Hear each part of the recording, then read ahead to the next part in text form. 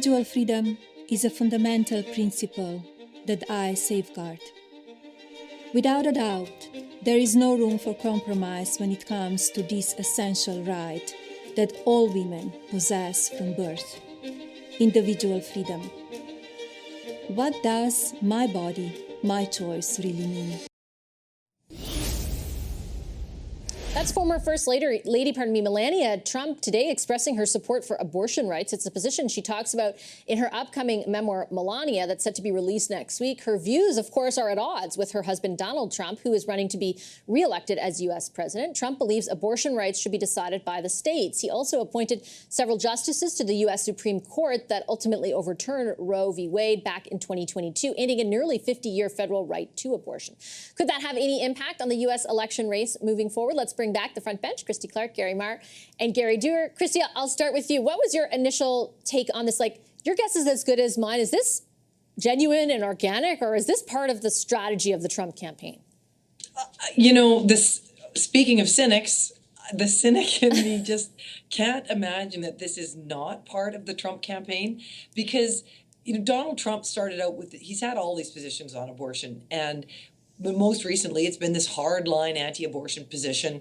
And as he's sort of watched this race unfold and Kamala Harris and all the other changes that have happened, he's started to soften his position quite a bit, or at least talk about it differently. J.D. Vance talking about it in sort of friendlier terms, I guess, the other night on the debate. So there's been sort of this less ideological sounding position that they've been taking. And hearing Melania Trump talk about it, that wife of the president, and be so firmly pro-choice in it, gives President Trump this sort of wiggle room, I think, in on the issue, and that's kind of what he's looking for. He doesn't want to get out there and be pro-choice because his base just won't accept it. But he needs someone in his life, someone on his side who's apparently has his ear, who's saying something else publicly. And I mean, it's such a smart move for him that I can't believe that they didn't do it on purpose. That's a good way to put it. Gary Dewar, you spent so long representing our country in the U.S. that Christy mentioned the debate this week. We're actually just a few days out from it being exactly a month until Election Day. It feels like it's gone by so quickly with so many different, very significant events. Those voters in the middle that are ultimately in those 6 swing states that are going to decide stuff, is an issue like abortion really relevant to them? What are the big issues ultimately that you think are keeping this race from being a wash for either side? Like, it's still so tight. It is tight. And I think, notwithstanding Christie's assessment of Trump and Melania, I can't pretend to know what they're thinking. But every time and every hour they're spending in this next 35 days talking about a woman's right to decide and choose is a good day for the Democrats. And so the Democrats have already got the video and the ads of Donald Trump taking credit for the appointing the judges in the Roe versus Wade. So they've got lots of ammunition in this area. Of course, in some of the other swing states, you've got North Carolina, where Biden visited Asheville yesterday. He's in Georgia today.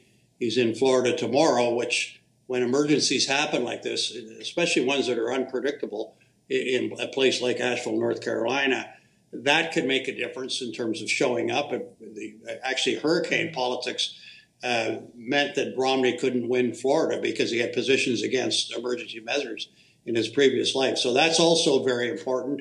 And then you've got the third dynamic of the wars going on in the Middle East, and what is that going to mean in Dearborn, Michigan, for the group that didn't show up in the primaries. It's normally Democrat.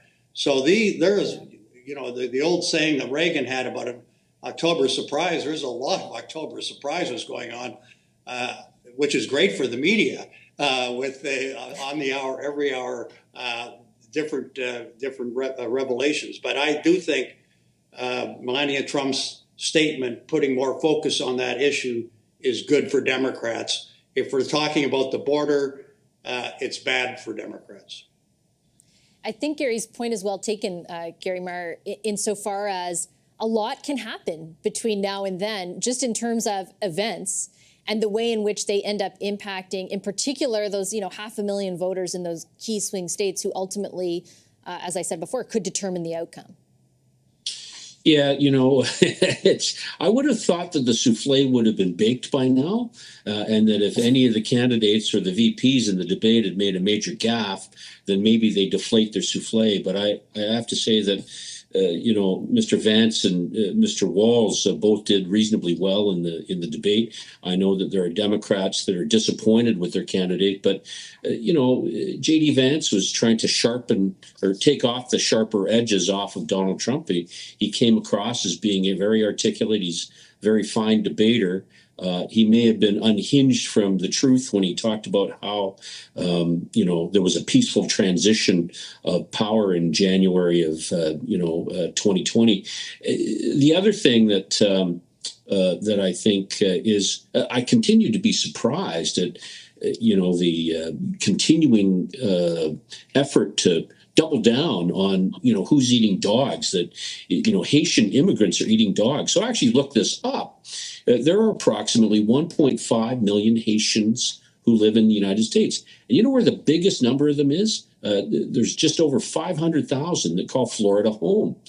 So a significant number of those people voting and being angered about what the Trump campaign has said about Haitian immigrants, I think could have a material impact on what's going on in a state, one of the 6 or 7 states that are swing states that both candidates need to win in order to become president.